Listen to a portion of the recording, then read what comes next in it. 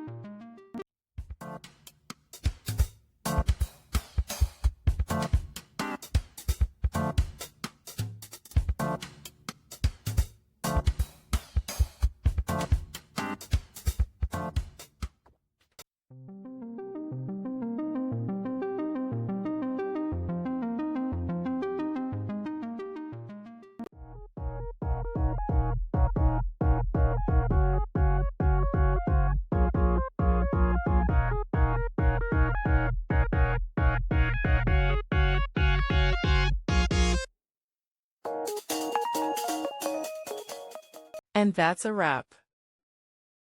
I hope you found the answer you were looking for. If you did, take a second to hit that subscribe button. It really helps out. And let me know in the comments which solution worked best for you. See you next time in the debug zone.